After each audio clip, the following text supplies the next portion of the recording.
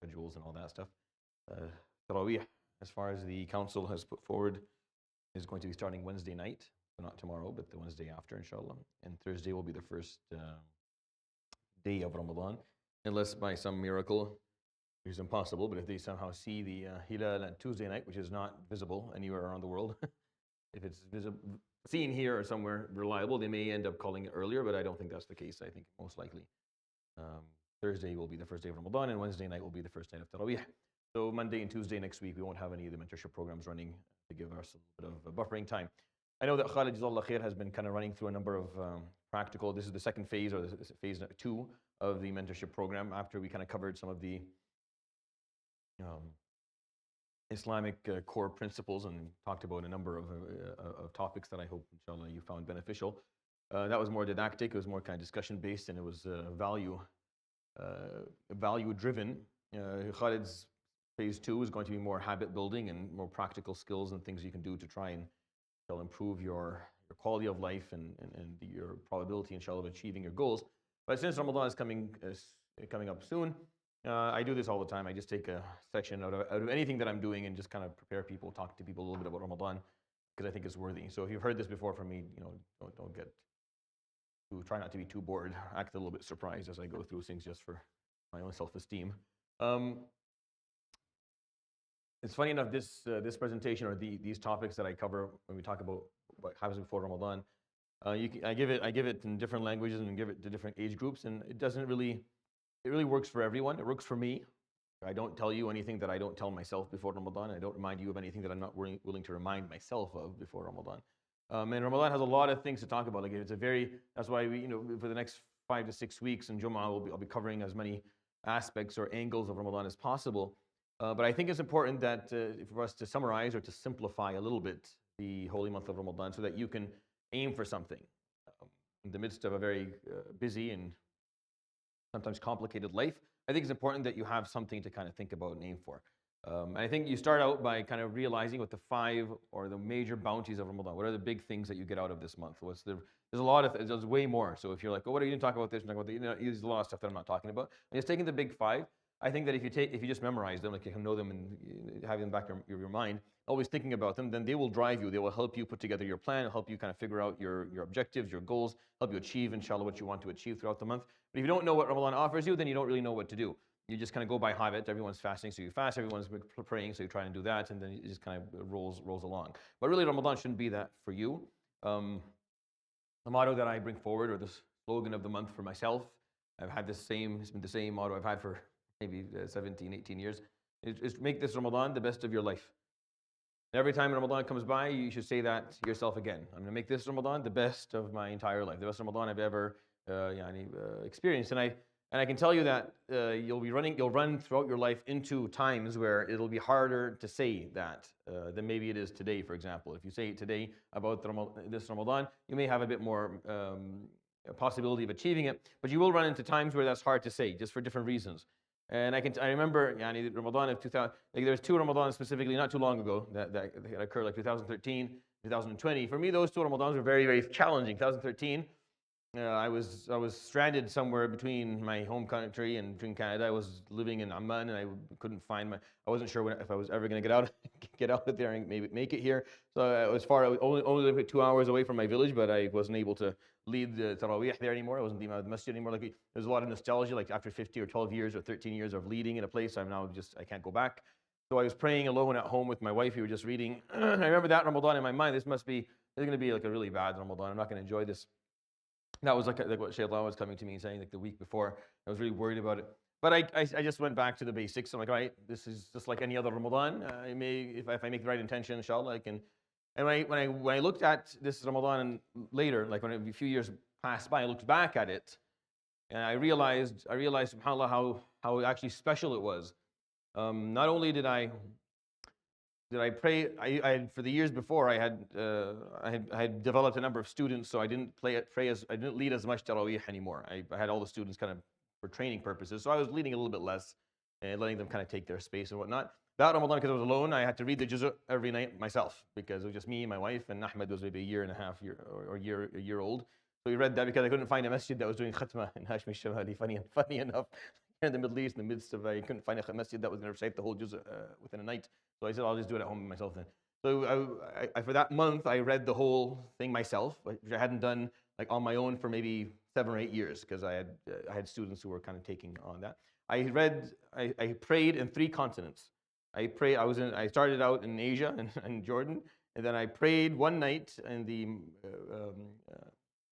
airport of Cairo as I was transiting, because it was the 9th night of Ramadan, so we prayed Tarawih there, waiting for the plane. And then obviously for the rest of Ramadan, the last 20 nights, I did it in Canada. So in 3 continents, and I prayed with only my family. So my wife, my kid. And when I came here, it was my father, my mother, and my 2 siblings, and my sister, and my brother-in-law, and their children. We prayed in the basement of our house.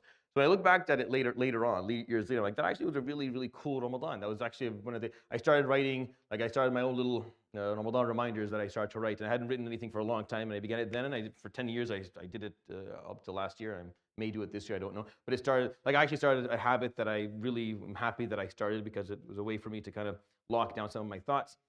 I'm just saying, it seemed to me right before it that it was going to be the worst Ramadan of my life. I was very, very depressed beforehand. I was very upset. I couldn't imagine how this was going to be a good Ramadan. And honestly, I didn't really think it was a good Ramadan until maybe 6 or 7 years later, when I looked back and said, wow, there are actually a lot. I actually got a lot of that. Like I did a lot. That was a really cool Ramadan. I just didn't realize it at the time. So I think all you can do really is just make that intention that I'm going to make this Ramadan very special for myself. But you can't do that if you don't know what Ramadan offers you, and if you don't come up with a plan. Like you can't do that without these 2 things being kind of hand in hand. And then 2020 was similar, because 2020 was the beginning of COVID. And oh my God, in COVID, that was such a mess, because COVID, like the restrictions started just like a month before Ramadan came in, and all the masajid closed down, and we were fighting over whether we're going to have Jummah or not, and the virtual part, that was even a bigger war that went on online. It became a huge, huge mess. I remember that was a very, very stressful time, because I wasn't sure how this was going to run. We ran it in the Westmount Center with a, I'm not used to speaking to a microphone. I'm used to speaking to people.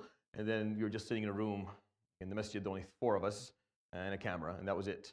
I had to give like the dars speaking to a camera. I had to pray. Like it was very, very uncomfortable. And we were praying like everyone was standing like 3 or 4 meters away from the other person. And that was a stressful one. When I look back at it, there was a lot. I learned a lot during that Ramadan, like a lot. There's a lot of, I took a lot in. And I know a lot of people benefited, even though I didn't know it at the time. But I mean, still, you just don't know. There's no way for you to know what's going to happen next. All you can do is just, again, know what Ramadan offers, and then come up with a plan that allows you, inshallah, to achieve some of those goals. And there's really nothing else. You don't need to overcomplicate any aspect of it. And you'll be interested. It'll be interesting for you how many. Every year Ramadan will be a little bit different than the year before, and you never know where you're going to be. You never know how you're going to be. You don't know anything about the future. You just know that all you know is that the constant piece is this is what Ramadan offers wherever you are in your life or on the planet. This is what it does, and this is what you should plan. And then how it works out for you will vary depending on where you are in your life and what's happening to you. I honestly only know I only know time through Ramadans. It's really stupid. Like it's the only way I know. I only know things, but in relation to either before that Ramadan or after this one. Like that's the only way I can figure something out. I don't even know. Like I don't remember years or what. Yeah, I just remember this Ramadan. That was 2000 and this, and we were doing that, and then the Ramadan after that. And it's a really nice anchor for us in life. It really is, and that's why it's annual, right? Like it doesn't happen once every 2-3 years. Not like the World Cup or anything. It happens every year. It's always there. And it brings the same package every year. Like it's offering you the same stuff. It's not like, every couple of years it'll offer you this, and then the year after it can't offer you. Every year it brings the same thing. That's why the Prophet ﷺ was and he was harsh sometimes with people who didn't work hard in Ramadan. Because he used a harsh language with them, because it's like, wow, you're offered this amazing opportunity. Why aren't you taking it? Like, why don't you, do you not care for what's being offered to that degree? Like what's being offered to you is is not worthy for you, which is the scary piece. Really, that's the problem with not taking Ramadan seriously, because subconsciously what it means is that what's being offered, what Allah subhanahu wa ta'ala is saying, here's what I'm going to give you in Ramadan. You're like, yeah, I'll pass. I'm okay. If you want to give it to me, give it to me. If not, it's okay. I'm not too much of a need of it. So that's kind of what you're saying, even though you're not saying it that way. But when you don't push your effort, when you're not pushing yourself, and you're not really, really trying hard and planning things out, it's basically you're telling Allah subhanahu wa ta'ala, yeah, you can offer all this? Oh, great. Well, you can enjoy people, and you walk away and you do your own thing because you don't really care that much. And that's extremely, extremely rude. And there's a lack of adab and manners with Allah subhanahu wa ta'ala when that's our approach. And I think that's one of the biggest problems that we have as an ummah, is that sometimes you don't understand that there's a certain aspect of adab that we should have with Allah subhanahu wa ta'ala. As servants and as our creator, when he offers us something subhanahu wa ta'ala, when he opens up the door for us, when opportunities are put on our doorstep, then we should definitely treat it with the respect and reverence that it deserves, or else it'll be taken away. I mean, as a parent, you're not okay with your kids behaving that way. As a teacher, you're not okay with your students behaving that way. As an employer, you're not okay with your employee behaving that way. Why do we think it's going to be any different when Allah subhanahu wa ta'ala offers us and we just don't care? When you give someone something, you expect them to respect it and treat it well and take care of it and be grateful and capitalize on it because you're offering them something. Allah subhanahu wa ta'ala opens up the doors of Ramadan with these 5 basic ideas. He talks about forgiveness of sins. He tells us that Allah subhanahu wa ta'ala says, "Man sama Ramadan imanan wa ihtisaban ghufira lahu ma taqaddama min dhanbihi." Those who fast Ramadan with no reason besides they believe in Allah and they want His ajr, then all of their sins will be forgiven. This concept is amazing. This concept is probably the most important of the 5, in my opinion. And I feel like we don't really care for it that much, and that's another problem. The fact that Allah subhanahu wa ta'ala does not punish us for our sins immediately and offers us and then brings us Ramadan and says, "Here, look, it's not been going well for a long time. How about we turn a new page? How about a new leaf? How about we kind of just clear the slate and just start over again? Here's the opportunity. Here's Ramadan. We'll get rid of everything that happened before." And he used the hadith, "Man sama Ramadan." And then he says, "Man qama Ramadan." He adds the same wording. "Man qama Ramadan, imadan wa ihtisaban ghufira lahu ma taqaddama min dhanbi." If you stand in Ramadan in prayer, like in Taraweeh, then you will have all your sins forgiven. And if that's not, then "Man qama laylat al-qadr." If you just do laylat al-qadr, meaning the last 10 nights, then you also "ghufira lahu ma taqaddama min dhanbihi." And that's just amazing. That's just and that's why the Prophet ﷺ would use harsh language. This is the hadith when he's going up the stairs. Every time he goes up, he says, "Ameen." And then they ask him why. He says, "Jibreel was coming and making dua and telling me to say Ameen." One of the dua Jibreel made was, "رَغِمَ أَنْفُ إِمْرِئٍ دَخَلَ عَلَيْهِ رَمَضَانَ وَخَرَجْ وَلَمْ يُغْفَرْ لَهُ." رَغِمَ أَنْف is when your nose is stuck in the sand. And this is a symbol of being humiliated. Meaning it's a dua against someone. Right? Like if you're Arab, when you say "Yikhrib Baytu," when you use that word, you mean, may they be punished for something, for not doing something well. I mean, it's more of a, you're holding them accountable, or you're trying to point out that their shortcoming is worthy of punishment and they should be better than that. So "Raghima anfum mri'in," that's what it means. And may they should be ashamed of themselves. Whom? Those who enter Ramadan and leave it, meaning they actually live through a full Ramadan and don't have all of their sins forgiven. Because how could you achieve that? It's impossible. How could you go through Ramadan and walk out the other side and still not have all of your sins forgiven? It's so easy. That's what it means. It's extremely easy. Allah subhanahu wa ta'ala has given you every reason to have to forgive your sins. And you just don't want it, apparently. It doesn't matter to you. That's why Ibn Mas'ud would say, like the mu'min feels their sins are like a mountain going to crush them at any moment, and a munafiq feels their sins are like a fly. They just swat it off their nose and he keeps on going. So our appreciation of Allah subhanahu wa ta'ala's forgiveness has to be high, but He's offering a full, just start over again. A full start over. We'll forget everything that happened. That's impossible. It doesn't happen. Outside of your relationship with Allah subhanahu wa ta'ala, never happens. No one can offer you that. And even those who say, no, let's start over, you and I, they're lying. They want to, but they can't. They can't because they're human. They just can't. It's impossible. The human psyche doesn't allow it. So we cannot forget something bad that happened to us. We can try as much as you want. You can forgive people. You can pardon them. Still, a part of you will never forget that. So starting over from nothing, this is all. He's saying, okay, we're going to forget everything that happened before. It is not possible. We can figure out a dynamic that will allow both of us to be comfortable and happy, but you can't start over. Allah subhanahu wa ta'ala offers you that. No, start over. It's like you didn't do anything. We'll just act like nothing that happened before actually happened. We start today. And that's really helpful because it's hard to be in a relationship where you feel burdened by your previous sins. It's very difficult. Because you're always ashamed, always embarrassed of how you behaved before. You always feel like you have the lower hand. You're always scared that if I make another mistake, I'm going to be reminded of all the mistakes I made before. So Allah subhanahu wa ta'ala said, no, here, I'm going to lift. That's why الَّذِي أَنْقَضَ ظَهْرَكَ. When he talks about the Prophet ﷺ, we have his sins being removed. They're weighing you down. We'll remove them. So you don't have to feel that burden anymore. You can walk around much more freely. Feel much more confident because we're going to start over again. That's what Ramadan offers, number one. Number two, freedom of punishment. The fact that Allah subhanahu wa ta'ala will declare you as someone who will never be punished, will never see Jahannam, hear Jahannam, be present when Jahannam is being paraded. Nothing. You will not have anything to do with punishment at all because you will be stamped by Allah subhanahu wa ta'ala as atiq. Al-'itq min al-nar, which is for you to be someone, the shackles are broken and you're not. And this is the most valuable thing you'll ever be offered in your entire life. You don't find it within Islamic literature outside of the day of Arafah and Ramadan. That's it. You don't find it's not talked about outside of those 2 days. It's very specific out these 2 periods. The day of Arafah it's offered, and then you have Ramadan. وَلِلَّهِ عُتَقَاءُ مِنَ النَّارِ وَذَلِكَ كُلَّ لَيْلًا. Every night He offers people any freedom of punishment, obviously, he's offering it to those who are trying their best or pushing themselves as much, because you're in competition. Every night in Ramadan, you're in competition with other people who are trying hard as well. There's 2 billion Muslims on the planet. You have to rank. You have to rank. In order for Allah subhanahu wa ta'ala to grant you freedom of punishment, you have to rank somewhere on the higher level. So you have to really push yourself.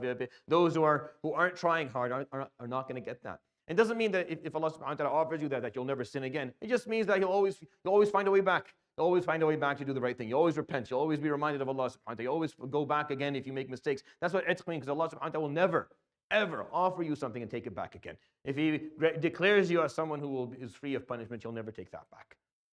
Once it's granted to you, it's granted to you for life.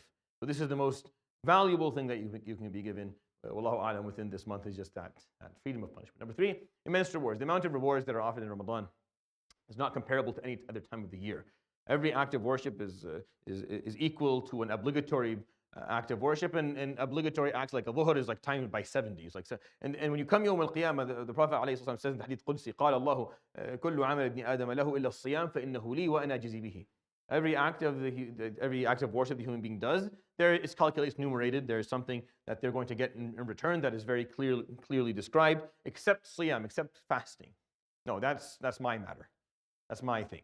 Ana ajzi bihi. I will reward directly, meaning you will speak to Allah. It's a guarantee. If you fast, I think that's why it's very important to remember. Right, the most important thing in Ramadan is fasting. Like, I know, as much as we love the nighttime activities, but Ramadan, the most important act that you do is fasting. This is the hands down. There's nothing that even comes remotely close to the importance of fasting. You can never make up for a day of Ramadan that you miss with no excuse. If you miss it with an excuse, you make up for it. You're fine. But if you miss a day of Ramadan, there's no excuse. You have to make up for it. No problem. But no matter what you do, you'll never make up for it in terms of the ajr that you lost. The ajr that you lost, there's nothing you can do to make up for it again. That's it. Imagine there's nothing. That's very rare in Islam for you to be told there's nothing to do. But I missed it. I made a mistake. I made up for the day. Good. That's what you're supposed to do. Inshallah, Allah subhanahu wa ta'ala will give you ajr. But the reward that you missed for not doing that day with no excuse, there's nothing in the world that will ever make up for that. If you fast until the end of time, you'll never make up for that day that's lost. This is the reward that exists for one day of Ramadan. That's why we have to treat Ramadan with that reverence, with that respect, because the amount of reward that exists within Ramadan is just immense. It's just beyond what we can actually imagine. So just kind of keep that in mind. And number 4 is Laylatul Qadr. Laylatul Qadr obviously is it's just a lecture on its own, but it really does bring us to the. And I talked about this, I think, during the phase 1. I can't remember which lecture it was, but I did talk about it a little bit. That Laylatul Qadr kind of brings the idea that quality over quantity. It's not about how long you live, but what you do during the time that you got. Like the quality of your life is more important than the quantity of it. And that's what Laylatul Qadr is talked about. It's better than 1,000 months. It's better than a lifetime. 83 plus years is what 1,000 months is. If you look at a baby and say, this baby will live for 1,000 months, you've actually made a good dua for him, because it's quite a long time. So Laylatul Qadr is better than a lifetime. Well, how? Because you'll do. This is something Allah subhanahu wa ta'ala is offering you, but He's always reminding you as well that it's sometimes one moment, sometimes one night, sometimes one day, sometimes one decision, one choice that you make will be more valuable than a full lifetime. And that's why you have to really focus on the quality of what you're doing, because the quantity doesn't mean that much to Allah subhanahu wa ta'ala. That's the quality. Your time is not that important. So He talks about this one night that's more important than a lifetime, and it's hidden. We don't know really exactly what it is. Honestly, we don't. Swear to you, wallah, if we did, I would have told you. We don't know what it is. Like this 27 commitment to it is not like it's. Yeah, many scholars believe that, but we don't know. Like, we have no way, because the Prophet ﷺ himself came out and said, I forgot, after he saw 2 people disputing and fighting and their voices were high. He said, I can't remember what it is anymore. Jibreel could have easily come back and told him exactly what it was. He didn't. There's a specific reason for that, obviously. There's a symbolism there is very important. He's telling us that you can lose Laylatul Qadr with certain behaviors. If you're in khilaf with people, that's why it's important before Ramadan, you kind of, get out any grudges and you fix any problems with kins and with parents and whatnot, because you want to walk in clean so that you can get the ajr of Ramadan. But Laylatul Qadr can be ruined by that. And the Prophet ﷺ forgot the actual number, and he said it's in the last 10 nights of Ramadan. Somewhere in the last 10 nights. He says, fil awtar. Awtar means the odd nights. Here's the problem with just doing the odd nights. Here's the problem. Here's what you don't know. If you know this, then you won't be surprised. But Arab don't agree on how to count the month. So when he says the odd nights of Ramadan, it depends on when you're counting from. If you count from the beginning of the month, then it's the 21st, 22nd. If you count from the end of the month, then the 29th will be the first, and then it flips all over. It changes. So the odd nights become the even nights. I know but the Arab would count the month from the beginning and count the month sometimes from the end as well. So what is he meaning here? We don't know. Which all you're left with really is just to commit. The whole concept here, the core concept is that if you care about this night, then you'll commit the last 10 nights. You'll commit these. That's why these last 10 nights people do i'tikaf, because if you're there, if you're awake and you're praying and you're alive, and for the first full 10 nights, then you're guaranteed that you were there for Laylatul Qadr. And nothing has to happen, honestly. There's no miracle that you need to witness or observe, and none of that. You're just there. And you know that you're committing these last 10 nights to make sure that you get the Ajr Laylatul Qadr. It's 83 years worth of anything. Like anything you do is being timed by 83 years worth of doing it. Whether it's a sajda, whether it's a page of Quran you recited, whether it's a sadaqah that you gave or a kind word that you shared with somebody, or an act of compassion that you showed, whatever it was, 83 years worth of it. The Sahaba would come and tell the Prophet, ﷺ, how are we going to make up for the short lives we have in comparison to other nations? He said, you're given Laylatul Qadr. If you live 10 Ramadans and you get all 10 of them, that's another couple of hundred years, you're good. You'll make up for the short lifetime that you live. So Laylatul Qadr was a big deal for them. They cared quite a bit about it. And I can only imagine the scales kind of catering back and forth before Laylatul Qadr, and then you're there, and then you're doing the right thing. You're awake, and you're praying, and you're sincere. It's 83 years worth of worship all in one night. And just the scales are just not balanced anymore. Inshallah, the hasanat scales are plummeting, and everything else is going flying into the air. And the last and final piece is acceptance of supplications. Dua. Your dua is mustajab. What you ask for, Allah subhanahu wa ta'ala will respond to you. He'll accept it. Doesn't mean He'll give you exactly what you want when you want it, the way you want it. It just means He'll accept your supplication. He's accepting it. He's not rejecting it. When you make dua just at the moment that you break your fast, Allah, or just before or after, Allah subhanahu wa ta'ala will accept your dua regardless of anything. It goes straight up to heavens. There's no customs, nothing stops, nothing's rejected. So just remind yourself of that. If you don't take anything away from this talk, just take away the fact that you really need to invest in dua in Ramadan. You have to learn how to do it. It's an art and it takes time. Conversation that you have to learn to initiate with Allah subhanahu wa ta'ala. If you haven't done that yet in Ramadan, the only time within your life that you'll be able to do it. Honestly, you cannot initiate this outside of Ramadan. You'll try, and it'll be very difficult. There'll be a lot of struggles. Ramadan opens that door for you to actually enjoy that dua and that conversation with Allah subhanahu wa ta'ala. And the Sahaba used to prepare their dua 6 months in advance. They would spend first 5 months after Ramadan asking Allah to accept Ramadan, and the next 5.5 months asking Allah to allow them to see the next Ramadan. And they kind of really rotated around that 1 month. So these are the five ideas, or the 5 topics that I think are worthy of focusing on: forgiveness of sins, freedom of punishment, immense rewards, Laylatul Qadr, and acceptance of supplications. Here's some ideas. Can we move it forward, because it's not listening to me? I'm going to give you a few ideas to kind of think about regarding Ramadan, regarding acts of worship during Ramadan, and I'll give you some time to kind of discuss amongst yourself, inshallah, how you want to plan it out. No? There you go. So these are 5 components or categories I think are worthy of your contemplation. Fasting. Make sure that you fast appropriately. This is again, most important part is fasting. It's not just if you're fasting from halal. If halal is not on the table, then I can't imagine haram can be. Right? Like, it doesn't make any sense for halal to be off. You can't eat and drink halal stuff. You can't have a relationship with your wife. It's halal. These are all halal. But you're going to go do something haram? It's insane for that to be the case. He's making halal haram for you so that you're farther away from haram. So when you're fasting with your gut from food and drink, then you should fast also with your mind and your tongue and your eyes and your ears. All these organs should be fasting from that which is not appropriate. That's why the Prophet ﷺ has a really scary hadith. رب صائم ليس له من صيامه إلا الجوع والعطش. There are some people who will fast. All they get out of their fasting is the fact that they were hungry and thirsty that day. That's all they get out like that. The only documentation for that day is that day they were hungry and thirsty. Nothing will be accepted, because they didn't do it appropriately, because they weren't thinking in the right direction, because they weren't actually fasting. I mean, you're fasting from halal, but you're going to be staring at haram and listening to haram and saying haram, and it really does not make a lot of sense.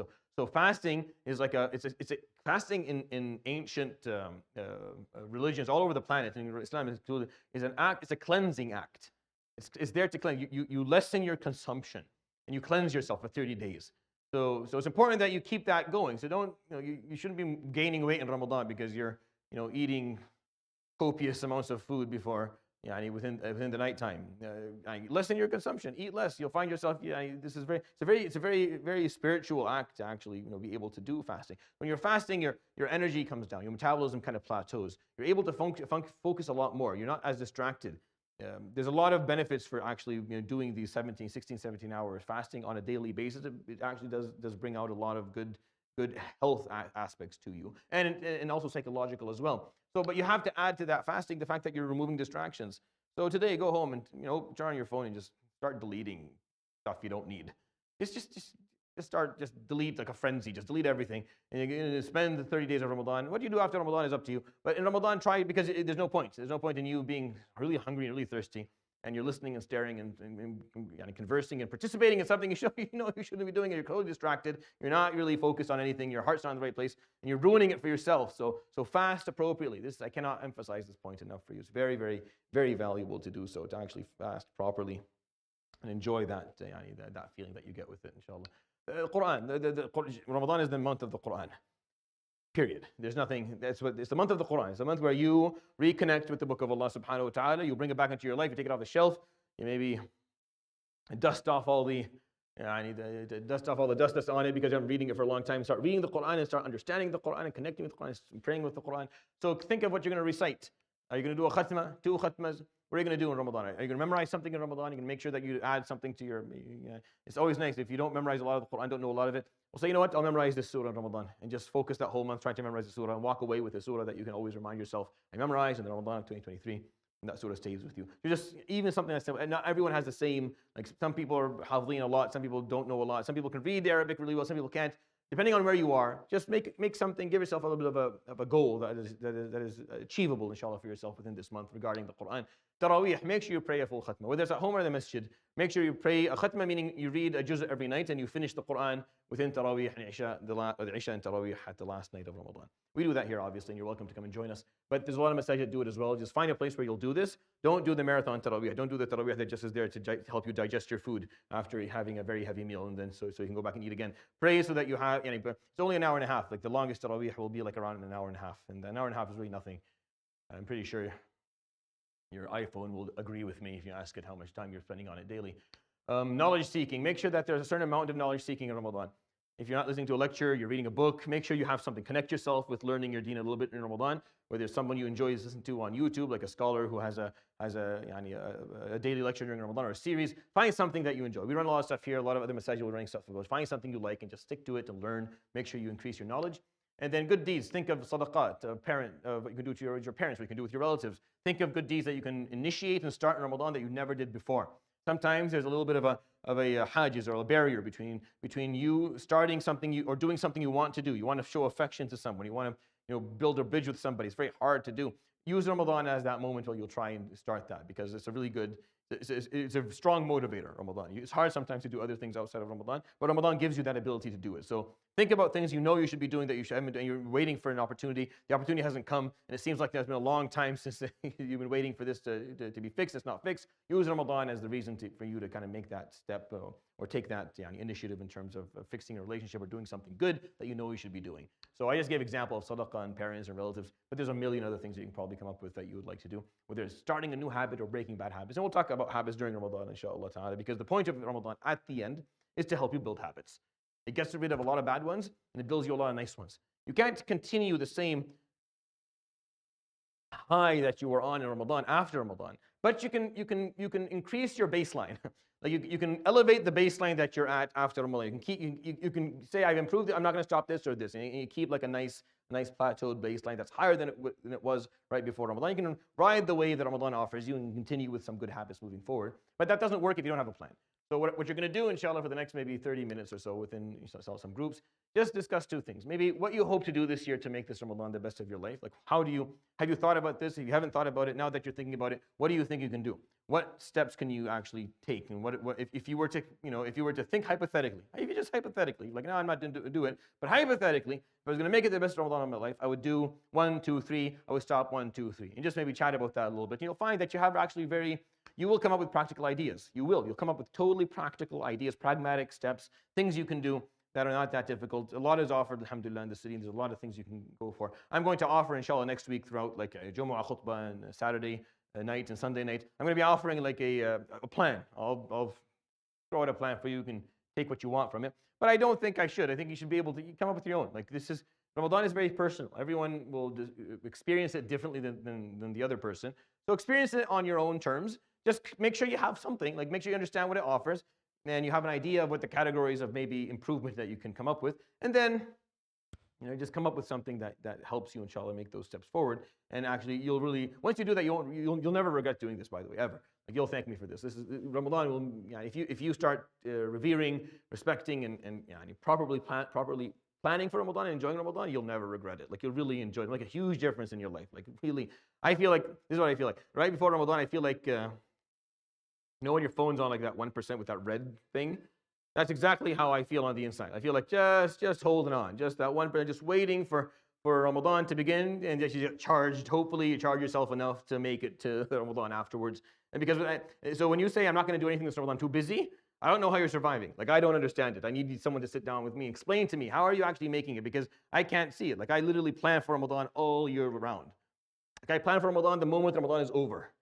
Like, I go to I figure out what my schedule looks for. Residents know what I'm talking about. You know your schedule. I go, okay, when is Ramadan? It's going to be from this date. What block is that going to be? I go to the person. Everyone in my department knows exactly when Ramadan begins and over, because I'm a very annoying person. I need to decide Ramadan.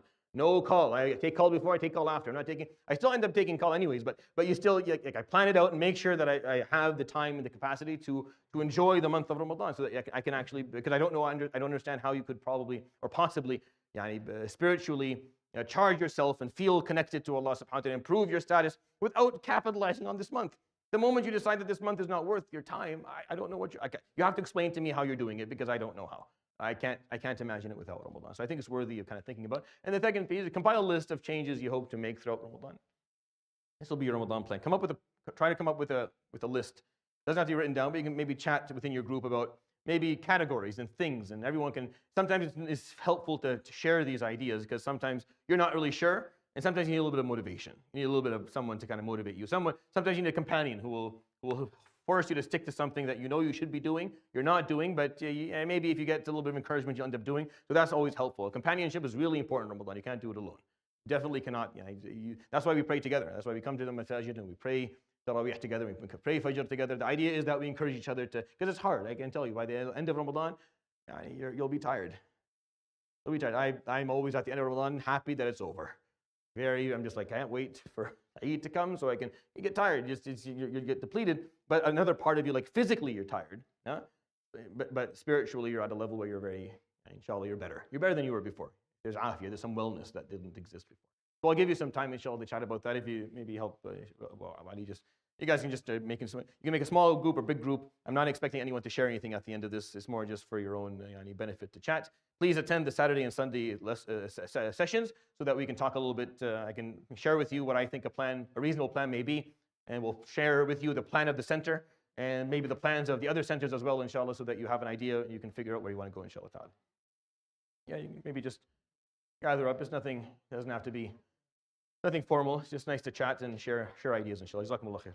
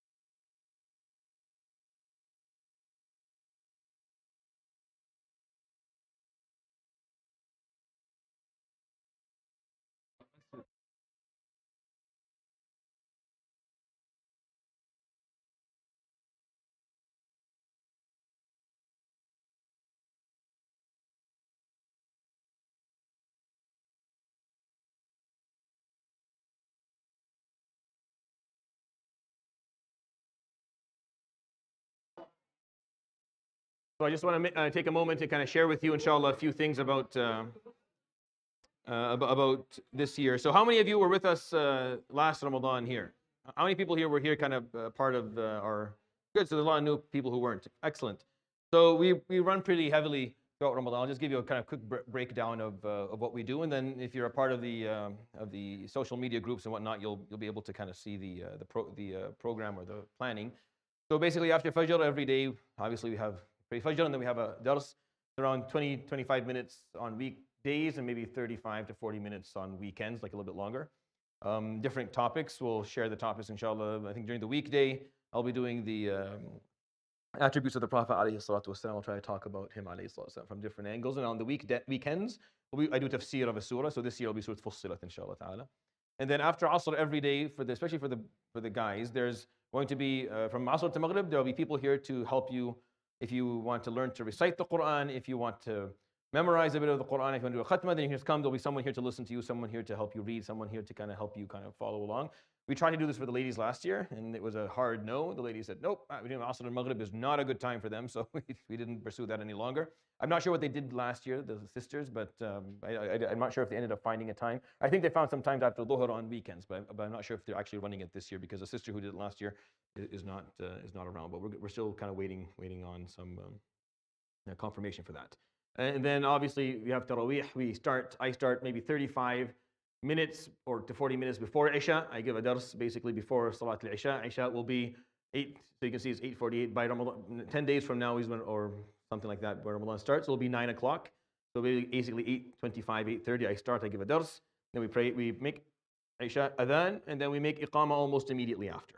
Like we make adhan, Iqamah, we pray Isha. We give a few minutes for Sunnah, and then we do 13 rak'ah of Taraweeh, 10 rak'ah of Taraweeh, and then 3 of Witr.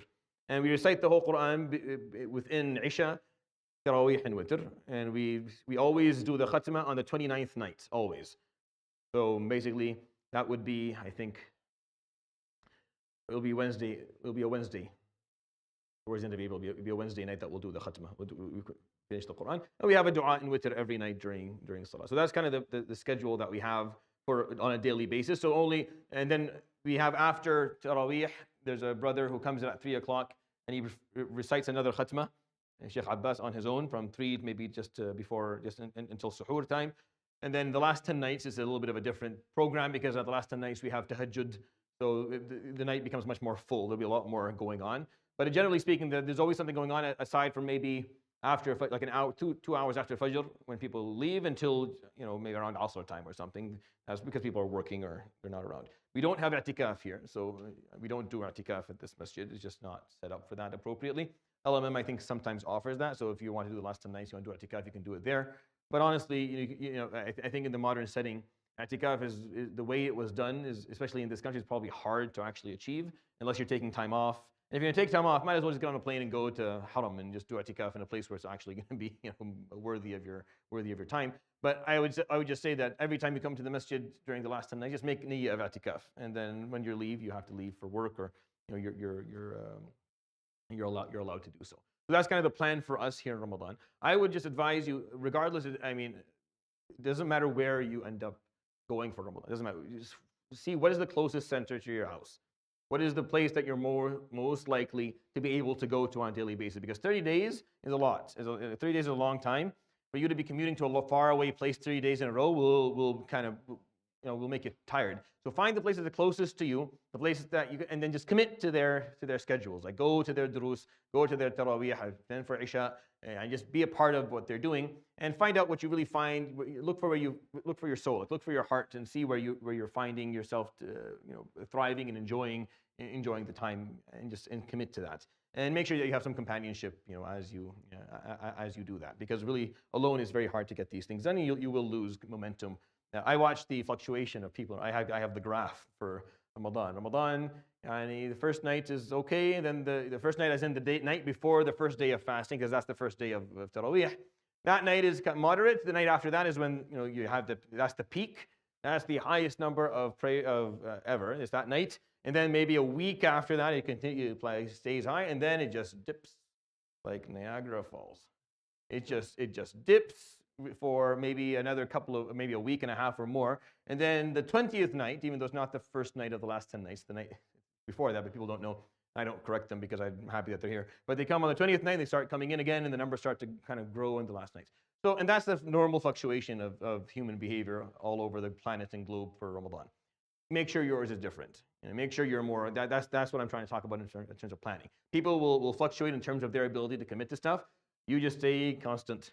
Just come up with your plan. This is what I'm going to do. Do it every night, right? And this is very, very meaningful if you're able to do that. And yeah, if you have to take a night off because of work or severe fatigue, that's fine. Like when you crash, you crash. That's fine. But don't, but push yourself to your limits when it comes to Ramadan. Figure out what you're able to do. You'll find out that you actually have more in you than you thought you did. You'll find out that you're able to put up with more fatigue and more energy, loss of energy, than you thought you were able to put up before Ramadan. We tend to worry a little bit too much about how hungry we're going to be, how tired we're going to be, how this, how that, because we're, that's how we're kind of rigged as human beings. But once you start Ramadan, you'll find that it's not that bad. And you'll figure out that you can easily go for 20 hours and without food and drink, you'll still be fine. Like you won't die. You'll be a bit tired, obviously, a little bit dehydrated, not feeling as energetic as you would like to, but you're capable of getting things done. You're capable of getting through your day, and that tells something about your potential, what you're able to do versus what you want to do. And that discrepancy between what you want and what you need is so important for your nafs to learn. That what you want is not what you need. You need much less than what you actually want in life, and that lesson is so valuable for us to learn and to really embrace and take upon ourselves. So I just wanted to kind of share with you towards the end of today's session. We won't have a session next week. We will have, obviously this weekend, sessions on Saturday and Sunday for you to kind of come in and listen to some of the planning and all that, and then figure out what works for you, and you're welcome, inshallah, to commit with us or with any other masjid around the city. We will share, inshallah, the schedules of all the other masajid as well. And I think there's a schedule coming out that will have all of the different masajid and what they're praying and how much they're and what timing and all that stuff. So you can choose what works for you, inshallah, in terms of timing. So we have, after on weekdays, we'll have a series of attributes of the Prophet ﷺ. On weekends, I'll do tafsir of Surah Fussilat, basically. So there's 4 weekends, so 8 days, 8 Saturdays and Sundays, and I just do all of Fussilat within those 8 days. And then on the weekends, I just go through, weekdays, I go through another series. But it's a 25 to 35 minute dars throughout the month, inshallah, that you're welcome to attend and be a part of. We will have suhoor in the last 10 nights, but we won't have futur. Like there's no public iftar happening here in the center. We may have some drive-thrus for people, but if you do pray Maghrib here and you're alone, you may find a couple of people who are making their iftar. You're welcome to join them. Yeah.